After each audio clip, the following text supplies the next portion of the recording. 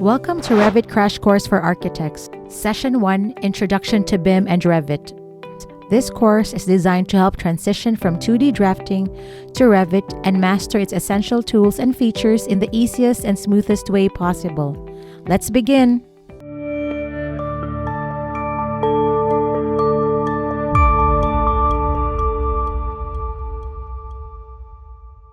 By the end of this course, you should know how to accomplish the following tasks. We're going to navigate the Autodesk Revit workspace and the custom MG Schlatter template that's been designed just for you. We're going to work with the basic drawing and editing tools. We're going to create levels and grids. We're going to create a whole 3D building with walls, curtain walls, windows, doors, and more. We're going to add floors and ceilings and roofs to this building model. We will learn how to create component-based and customized stairs. We'll add component features such as furniture and equipment. We'll set up sheets for plotting with text, dimensions, details, tags, and schedules. And we'll create construction details.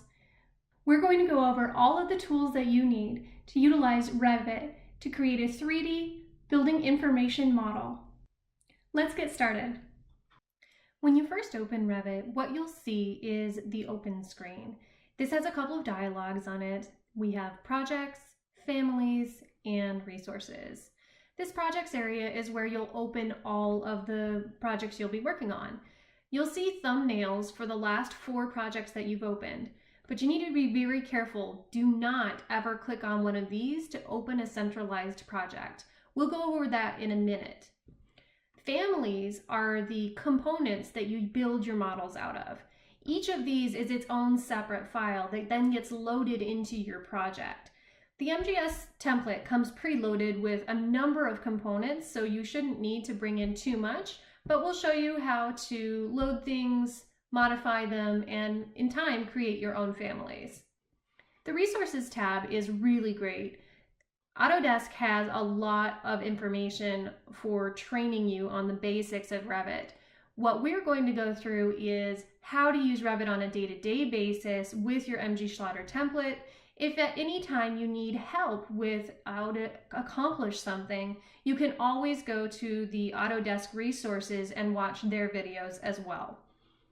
All right, so let's get into a project. The first thing I'm going to do is actually set up a new project so I can walk you through this. We're going to click New, and you'll see it's asking you for a template file. Revit comes preloaded with 4 separate templates: construction, architectural, structural, and mechanical. In our case, we're actually going to browse to where our template is located. You can see the US Imperial file. This comes as part of Revit's basic software when you install the package. So I've clicked on the Revit template file, and I'm going to use that to load this project. And here it is. So the first thing that you're going to see is what we call the splash screen. This will show up every time that you open up a project using the MGS Schlatter template. So the first thing we really want to do is create our project. So we need to come in here, and you'll click on this, and when it turns blue, what this means is that this is a family that's preloaded into this template. You can also see that up here, the borders changed to modify title blocks, and you have a little button called Edit Family. If I were to click this, it would actually open up this family in this project, and it would allow me to edit and change it. In this case, we're going to click on these text boxes, and these are set up so that you can just type right in them. So we're going to type in New Construction. Our project name will be Sample Project 1. Our owner will be MGS. And for our address, when I click on this one, it actually opens a text dialog box because there's more to type in. So I'm just going to put 123 Main Street. Okay. Now, this information is smart information. It will report to other pages in the template automatically. So if we come down to our project browser down here, this is everything that lives in the model. So I'm going to scroll down to Sheets, and I'm going to click the little plus button, and that will open up the dialog that shows you all of the sheets that are preloaded in the template. So let's go to the first floor plan. I'm going to double click on this and it will magically open our sheet view. So it comes preloaded with the border, and if I zoom in on this, it has automatically filled in all of the information that we just added for the project. Okay, so let's go back to our open close sheet view. I need to set this model up as a central file. What that means is it's its own standalone file that multiple people can work in at the same time. If you are ever in a situation where you are the only person who is possibly going to work on a project, it's okay not to set up a central, but it's best practice to always have a central because it automatically creates backup files, and you never know when you're going to need to ask for some help. So let's save this and we'll walk through that process together. I'm going to come up here, and the first thing it's going to ask me to do is I need to save this file because we just opened it and it doesn't even have a name yet. So I'm going to click the Save dialog, and in my case I'm going to save it to this folder, and we're going to call it MGS Sample Project 1, and then I'm going to add Central after this, and you'll see why in just a minute. Okay, so up here you can see that it changed the name of this central project. So it is saved, but it's still not officially a central file. What I need to do is actually turn on the collaboration tools. So again, up here at the top of the toolbar, we're going to scroll over to Collaborate. And you can see that there's a bunch of things that are grayed out. You can't click on them yet. That means that the file's not properly set up. So we're going to click Collaborate. And it's going to open up this Collaborate dialog. Your network means that you would be on your local area network, or your LAN, or your wide area network, WAN. This assumes that you are actually linked in on a computer system with someone else, and it's intranet, it's internal to your office. BIM 360 is an online file management source that has been provided by Autodesk. We'll go through that in another series of videos, but it's the way of the future. Your Revit models will essentially live in the cloud, and BIM 360 allows anyone with the right credentials to access that project. So we could be working on a project in the Philippines, and I could have access even though I'm not physically connected to the office. So in this case, we are going to do it within our network, and you're going to save the file on your computer as you're working. Okay, once all of that is finished, you'll now see that these buttons up here have colors to them. That means that we've properly set up our collaborative work sets. And you can see those by clicking on this button up here, Work Sets. These are the work sets that automatically appear in all Revit projects. You can create your own, and we'll go through that in another video, but just know for now that you need to have these work sets enabled and visible in all views in order for your project to work properly. Okay, so now that we've gotten our collaboration ready, we're going to save this file one more time, and then we're going to get another dialog. Do you want to save this as the central model? The answer is yes. And that's the reason that we saved the file with that name Central after it. What you'll notice now is this little save button has gone away, and this little green one up here called Synchronize is on. I'm going to click this. This is the first time that I'm synchronizing, and I'm going to say OK. It will go through the process. And now the central model is ready. It's all synchronized, the work sets are ready. That means that I can now open a local version of this, and someone else could also open a local version of this and work on it at the same time. So let's go through that. I'm going to close the central. I'm going to close this. So this is the way that you're going to open your project every single time you have a central. So now we're going to go open. And we're going to navigate to where we saved our central file. Okay, so here is that central. When you're working in a file, you're going to create that new local. When you detach from the central, This means that you're setting up something different. You're taking a package of that model and pulling it apart and like setting it off on a shelf somewhere. Detach for Central is really useful if you're collaborating with consultants and you need to send them a copy of your model, things like that. But for the most part, you'll be working in a new local model. So let's click open. And here it is. It looks just the same. But you'll notice up here that I have the project file. Here's all those names that we put into it, Central, and then it added automatically after that my username from Revit. So when you have your own local file, your unique Autodesk ID will follow after this. Under our Architecture tab, you'll see that a number of these are grayed out at this time. That's because I'm still in the splash screen. I actually have to be in a floor plan in order for the architectural components to start being active. So I'm going to come down here to my project browser. Again, this is my navigation, my map to the Revit file. And you'll see that it's organized in a number of different ways. So when I look at the splash screen, it follows this standard. So each of our sections or our plans or our details all have a code. And this is how this template is arranged. Now, if you ever work in templates for other offices, you may see some differences. Not everybody follows the same standard, but this is how this template has been established. So if I want to navigate to a floor plan, I go under my views. Then I click this plus button next to floor plans, and you can see I have exist and new. And this has been set up because not all projects are new construction. They might have renovations to existing. So if you have to model existing conditions, you want to make sure that your phases are properly set in Revit. That's why there's 2 of these. So for now, we're going to say that this is a new building, and I'm going to start on F1 or the first floor.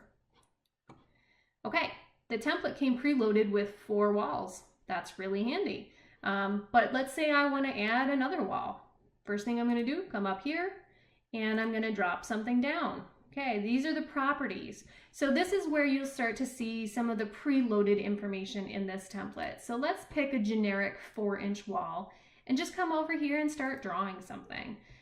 So I've taken it, and you can see my snaps are on. So very similar to AutoCAD, you're going to get midpoints and endpoints, and you can change these settings as well if you want more or less of them to show up. And there I have it. I had 4 exterior walls, and now I have 4 rooms. Okay, so let's say I want to add a door. I'm going to click on the door button, drop it down. My first one that comes up is a 4-inch frame. I have a bunch of other sections that I could choose from, but for now, let's say I want a wood door that's 3 foot by 7 foot. I click on that component, and as I go to the wall, it automatically places it. I can choose to flip the orientation. I can place it on another wall. Once I click, it's placed in the physical wall. So now this is a smart component. If I click on this, and I look under the properties here, there's a bunch of information that we can fill out and things that we can turn on and off. And we'll explore all of those as we go through this training process. All right, let's keep going. Let's drop in a window, and let's just change this one to a double hung 36 by 48, and we'll plop it in right there. Okay, so we're moving along in this. And then we want to go to our components. So the components that are preloaded in the template are organized by CSI category, and that's based on specifications. Now, the ones that you see in this one are limited, but the template that you'll be receiving at the end of this course will have numerous components already pre-filled out. So let's just drop a quick plastic laminate countertop in here. And you can see I can grab it, I can move around, I can pop it in the corner, I can stretch, I can shrink, I can change the height of this. If I come over to the properties, I can scroll down and I can say I want this height to be 30 inches. And even though you don't see that in plan view, it did change the height in 3D. All right, so now we've dropped in these components. Let's start looking at them in 3 dimensions. That's the great benefit of Revit, right? So we're going to go down to our views and we're going to click the plus sign by the 3D views over here. Revit will automatically create a single 3D view whenever you start a file. You can always create more 3D views, and you can duplicate and save them and rename them and all sorts of different things, but you will always have this one with the brackets called 3D. It's just automatic in Revit. So here is our very simple box model, and you can see there's our countertop along with our window. I want to turn the side splash and the backsplash off on this, so I'm actually going to select these check boxes and I'm going to turn those off. And now let's say I want to change that height again. So instead of it being at 30 inches, I want it at 42 inches. And once I do that, you can see it physically move in the model. So when you now go to your floor plan and I create a new view, for instance, so we're going to scroll all the way over here to the View tab. And I drop this down and I say, I want to add an elevation. Revit is smart and it can toggle between where there are physical elevations in the room just by moving the marker. I want to do this elevation. And there you go. So you can toggle where the viewports land. It has automatically created a very simple interior elevation for us to use. Now we can annotate this and we can modify it. And the great thing is that if I move this window over 11 feet this way, it's automatically moved in the floor plan. Okay, so getting back into our architecture tab, there's quite a few more things in here that we can utilize. The columns, this is something that you can do if you're actually physically loading structural columns in. We're not going to do that in this session. Adding roofs will come later, but you can click on it and you can see some of the basic roofs that are preloaded into the template. Now I've actually started a command here, and the reason I know that is because my toolbar turned gray, which means that I can't enter another command until I finish this one. So if you find yourself sort of stuck in a command, there's a couple of tips and tricks that you can do. You can press the escape button and that will open you back to this modify tab. You can see this one's changed colors. That's telling me that I'm still in a command. So if I cancel this edit mode, now everything is back to normal. So I was in the mode where I was going to draw a footprint of that roof, but now I've exited out of that mode. So sometimes in CAD, you could get stuck in a command bar sequence sometimes. This is similar in Revit. You just have to finish what you were doing first. Either save the work or cancel out of it. The next quick thing that we can do is pop in a ceiling. Again, we've already got some preloaded ceiling types in here, and I'm just clicking on the room. Revit is automatically sketching the outline of my room based on my walls. So we click on this, and we got a little dialog down here. That's because in the template, you can't see ceilings in a floor plan. In our case, we need to go navigate to the reflected ceiling plan. So again, back over to our project browser, I'm going to drop down Ceiling Plans, RCP F1, and there's our ceiling. It's automatically put in. It's a smart grid, so if I want to shift it over, all I have to do is click on one of these grid lines. I can select my move tool. I can move it this way, that way. I can rotate it, let's say 45 degrees. So it's very simple to edit these pieces. Now again, this is a 3D ceiling. It's not just a hatch pattern. So if I go back to my 3D, you'll now see here's that ceiling. If I click on it, it turns blue and you can sort of see through it. So on my floor plan, I'm going to add a working section. All I did was go to View and then click on Section. I'm creating a new view, and then it draws the indicator. And there it is. Now, when I click on this, you'll see this box. This indicates how far back the scope line is cutting through your section. Again, you're cutting a section through a live model. So you have to tell Revit how far back or how close up you want it to see. In this case, let's move our box back, and that reduces our view range, which you can see up here. It's called our clipping offset, to about 5 feet. I'm going to zoom in on the section arrow and double click it, and that automatically opens my view.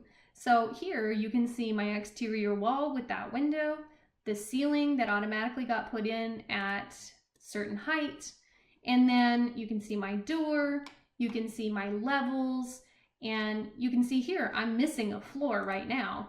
But this shows you how quickly you can get stuff built in Revit.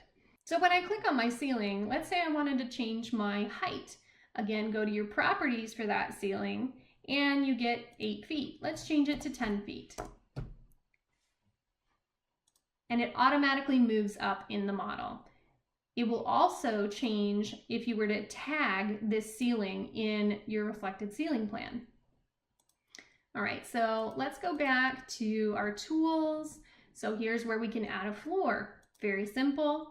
I can do it in 3 dimensions, but it's easier to do it in a floor plan. When you create a floor, it's very similar to a ceiling, except that you are going to create the boundary line. So I'm going to click this box, zoom out, and let's say I want to add a floor slab right underneath those exterior walls. You see these little locks? They can be used to lock your floor to your wall. So if you move one, the other one moves. You want to use this command pretty carefully. I don't usually recommend it because things can randomly happen with it where items will get deleted, but it's a good thing to know about. So I've set my level for my floor at the first floor. I can also drop this down and I could choose to change it to be the foundation or the second floor or the third floor. But for right now, this is just a slab on grade. So we're going to say it's the first floor and we're going to click our check mark to indicate that we're done. Okay, so the floor plan doesn't look much different. But once I go into the section, now you can see the outline of my floor slab right here. All right, so in no time, we've built 4 walls, a door, a window, a ceiling, and a floor. So let's add a little bit more to our model. I'm going to go back to my floor plan. You'll see that these tabs indicate the different views that you have open. You can open numerous views at the same time, and you can toggle in between them by either clicking on the tabs, or you can tab on your keyboard and that will scroll through them. So on my floor plan, I now need to add an area or a room to this model. I'm going to click on the room button, and very similar to how it does ceilings, Revit automatically recognizes the boundaries of the walls. So I'm going to click on this. It automatically tagged my room.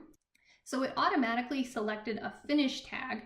I don't want that one. I want the room name and number and area. Okay, there it is.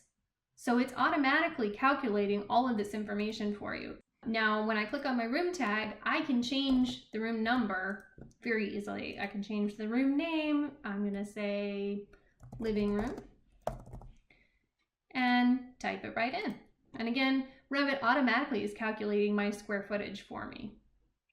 So if I move on to structure, again, I'm just going to breeze over this one quickly. Unless you're drafting structural drawings, you won't really use these a whole lot. The foundation tools are great for adding footings and foundation slabs.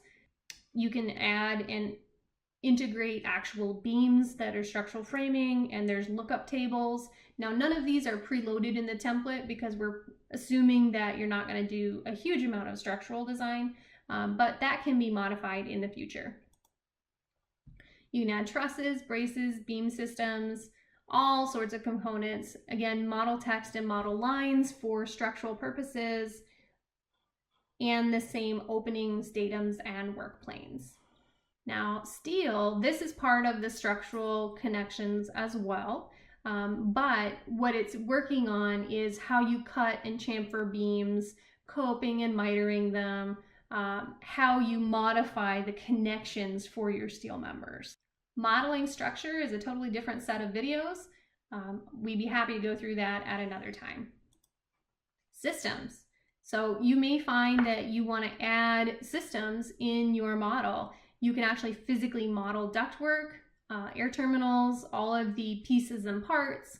You can preload mechanical equipment. A lot of vendors now have items that you can add right into the model, and they have their own parameters that will report to mechanical schedules. You can add pipe, you can add parallel pipes, you can add bends and turns and all of the piping accessories that you need. So it's a very thorough method of documenting everything in your building. All right, so when we look at the Insert tab, this is where we might interface with CAD and Revit. So a few things to note here. You're going to have Revit links and you're going to have CAD links, but you very, very rarely want to import anything. And the reason is when you import a CAD file, there is a bunch of backup information that comes with those CAD files. So they might be ADSK files in the background, they might be all of the different layer and numbers and layer names. So if you ever bring one in, you're always, always, always going to link it and never import it. Now we can bring images right into our file, and that can be great to save time if you're documenting something. You can manage those images, and this is where you would load families that aren't preloaded into the template. All right, so let's say I want to annotate our little plan here. This is where I'm going to come when I want to use dimensions or when I want to add text or tags. That all lives underneath this Annotate tab. So first, I'm going to select the aligned dimension. These tools are very similar to CAD. You're going to start at the edge of one of your walls, start on the inside, and then just continue on. So in my case, I'm actually going to scroll over and grab the center line of my wall here, okay? And these weren't added on any special dimensions, so they're not going to be perfect. But there's your string. And it's automatically created, it automatically connects, and if I move this wall, it moves with it. So your dimensions are smart, just like your building components are. Now we can add our angular dimensions, radial dimensions if we have round elements. We can add spot elevations for our floor, for instance, so that's at 100 feet. We can add regions and detail lines and components. You want to use these sparingly. These are very similar to the 2D lines that you used in CAD all the time. So we do have line styles that are preloaded in the template, and it automatically defaults to your sketch line. And this is a bright pink line, very similar to the magenta line you may have used in CAD. And it's great for creating base sketches, and then you can erase. A region might be something that you would want to do during a programming phase. So we do have a number of hatches that are already preloaded for different types of materials and different colors. So let's say that we wanted to indicate that this area was going to be orange for some reason. We select, and in this case, my invisible lines were on. I'm going to drop down my line style, and I'm going to look at either my sketch lines, or let's call this a solid black line. And now you have a filled region. Now this is only a 2D element. It will not show up in 3D. So if I go to our 3D view and I look around and I navigate, you don't see that orange square anywhere in there. That's because it's only an annotated element. Okay, so let's say I wanted to add a detail component.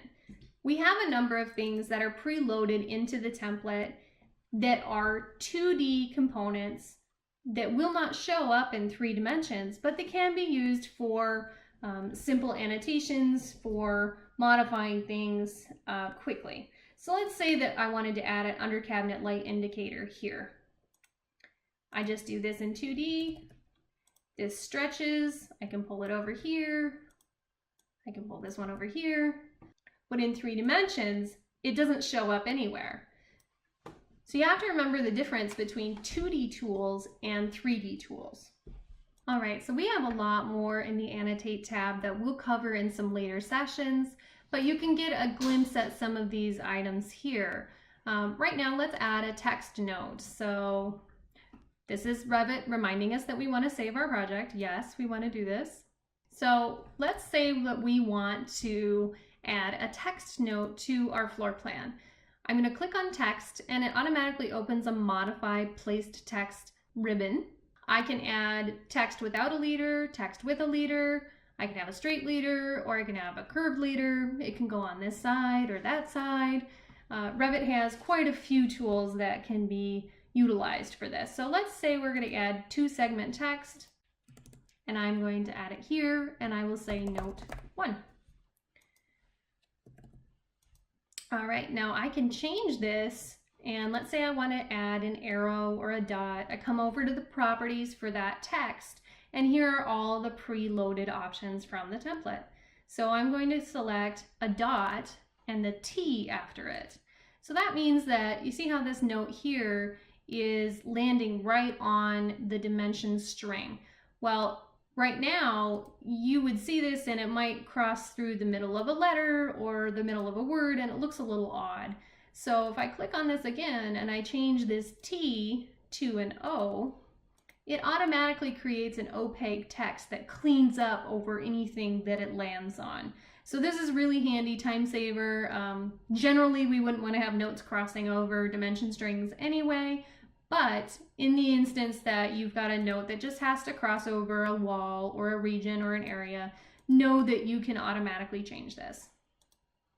All right, so moving on, there are tags by category, tags by all. There are things that are loaded for just about every component that we have.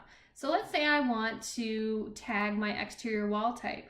There's my wall tag that's already preloaded. I can click on this, click on the tab, and I'm going to say wall type 1. And then this is giving me a warning that I'm changing a type parameter for the wall. This means that when I'm using this, I'm changing all of them at the same time. So let's do this. I'm going to click on this. Okay. Now there's a type 1. I'm going to create another one over here. And let's say for some reason that we changed this wall to be a type 2. It's going to give me that warning again. I'm going to say yes. 2, and look over here, 2. So it automatically remembered that this wall type is whatever is in that family parameter. Massing and site. So let's say that you wanted to start a model, but you didn't want all of these components. You just wanted it to be a mass that you could push and pull and modify. Well, you can do that in Revit. There are other programs still that do it a little bit better, so I don't often use these tools, but they are here if you want them. The topo surface is very, very useful. This can actually be used to create and drape a surface. If you've got a CAD topo file or 3D laser scanning or something like that of your site, and it will actually create that site for you in Revit. You can add site components like trees, islands, parking lots, things like that. Parking components, these can be added to your surface. So there's really no end to what you can do here. I would say that Civil 3D is probably a better program than Revit is for site work. But if you're doing presentations or if you're going to do renderings, it's great to know how to build your own as well. We've used the View tab a little bit so far in creating our quick model here. Your View templates are already pre-applied in your MGS template, so you really shouldn't have to modify these very much, but we will go over that in a later segment. Visibility and graphics, filters, turning your lines on and off. So let's say you didn't want to see the heavyweight lines while you're drafting. You can do that two places. You can click on the thin lines, you can click on the button, the macro, or you can actually type in TL on your keyboard. So there's a number of shortcuts, just like in AutoCAD. For the most part, we're not going to utilize the rendering tools that Revit has. There are many plug-in tools that can be utilized in place of Revit's rendering engine, and I would highly recommend those. Now you can do your 3D views like we talked about, but let's say I wanted to set a camera view. I wanted to be in this room. I click on the camera, I pull it out, and there I am. I'm standing in that room. Now it's not a great rendering, but it was quickly modeled and it can help you understand your space better. All right, callouts. This is if I wanted to do an enlarged plan area, for instance, of my desk. So I create the callout and it creates a head, but this head doesn't have anything assigned to it yet. I have to go in and create my view, and then I would have to drag this view onto a sheet. So let's go over that now. You can see that Revit automatically renamed the view when it created this callout. What it's telling you is that this is a subsection of the floor plan view. In my case, I want to control what this name is, so I'm going to call it Plan Detail 1. Now if I go back to my floor plan, you'll see that my indicators have these blanks in them. That's because they don't belong anywhere yet. So let's navigate down to our sheet, our first floor plan, and we have some room on this sheet. So I'm going to click on the view and I'm going to show my cropping regions. These are just like your viewports in AutoCAD on your sheets. I'm going to change the extents of this. Then I'm going to double click outside of it. I can move that view, I can move my title, I can turn off my view, I can turn off my viewport and then deactivate it. And now let's say I wanted to drag my section or my reflected ceiling plan or something onto this same sheet. So let's grab our plan detail that we just created, and we're going to literally drag it onto the sheet. And there it is. So now this belongs on our template. And if I go back to my floor plan, you can see this is detail 1. If I go back to my floor plan, if I zoom in on my floor plan, there is the detail 1 indicator. Again, if I change this on the sheet, Plan Detail 1, and I change this to be C1 because of where it falls in the grid, A1, C1. We can even change this one to D1 if we wanted. This automatically changed that section callout. So let's do the same thing with our section indicator. Again, I'm coming down to the project browser, I'm navigating, I see sections, working section, and I'm going to zoom out to my sheet. I'm going to drag this section right on. And there you go. Okay, again, I'm zooming in. Now the section indicator is filled out automatically. So again, I'm going to rename this. This one is going to be D5. And there it is. Okay, so I know we've thrown a lot at you in the last half hour or so, but I wanted to show you how fast you can pull something together in Revit once you learn all of the tools. The template is going to help you because you don't have to go looking for all of these things, and that's the really great part. So let's finish out our lesson here by printing a sheet. Right, so the quick way to do this is to actually hold Control Print on your keyboard, and it will automatically open the print dialog box. In my case, I utilize Bluebeam PDF, and it's going to ask me a couple of questions. So with my file, I'm just going to print this one sheet, A101. So it's okay to say combine them into multiples into one file. Now I have to tell it to print this sheet. So when it's asking for a print range, I need to select the sheet that I want out of the list. So when I drop this one, when I select this item, now I can select here, and here's everything that's in my model. I can navigate these to print just specific views, or I can select specific sheets. So I turn on and off the views with the checkbox down here. And now all I have left is the sheets. We want A101. Here's A101 on the list. Click the checkbox, and that's what we'll print. Nothing else will print in this. So we're going to say, okay. Do I want to save this? No, not at this time. But this is really handy if you're going to be printing a full set of drawings. All right. Now, I already have this preset for a 24 by 36, and that's what this sheet border is loaded in the project as. You can change them however you need to. You can change the offset, you can fit it to the page, you can change it from black and white to color. What you will not find in this is the CTB files that were in AutoCAD. And the reason is that all of the line weights in Revit are vector-based. So when you print, each of your lines has an integral line weight already with it. There are no separate CTB files. So you can work on changing those line weights in your line styles if something's not appearing like it should when you print it out, but you will not have a preloaded CTB. All right, so we selected our sheet, we selected our settings, we have our printer. I'm gonna say okay. It's gonna ask me, do I wanna print this as a separate file? The answer is yes. The reason it's asking me this is because if I have 30 sheets, for instance, it might be better to just PDF them into a single file, and then I can extract them in another software program. It's the easiest way to batch print something. In this case, I'm going to select yes, because I only have this one file. So my dialog box has opened up, and here it is.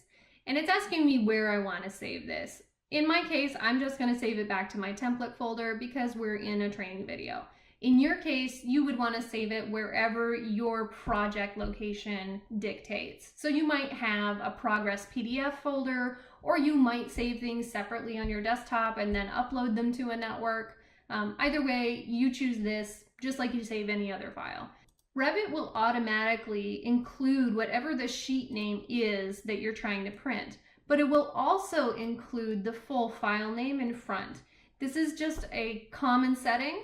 And so I choose to just delete that front part and say, A101 first floor plan. All right, all the rest of these settings, these will change based on what your PDF printer is. But for the most part, if you're utilizing a simple PDF print, 72 dpi is fine for anything that's going to be viewed on the screen. But if I were to be printing something at a higher level, I'd want to be in this range between 150 and 300, depending on what I'm printing. Okay, so I am going to save this file. And here you can see the converting dialog box. And now, in my case, I have it set so Bluebeam opens automatically. And here is our print. So you'll be able to see everything that we worked on is now on a sheet. So this concludes our first video in our training series. You learned how to navigate the Revit interface. You learned about the tabs. You learned about the properties bar, the project browser, the splash screen. You learned how to navigate to views and sheets, and you learned how to print. Don't worry if this all came at you really fast. We're going to go over it again during our following videos. Thanks very much for sticking in there with me today, and I'll see you in the video next. This course is provided by MGS Global Group. We provide Revit, ArchiCAD, and AutoCAD drafting for architecture and design firms. Feel free to reach out to us if you need production drafting at mgsglobalgroup.com. Don't forget to subscribe.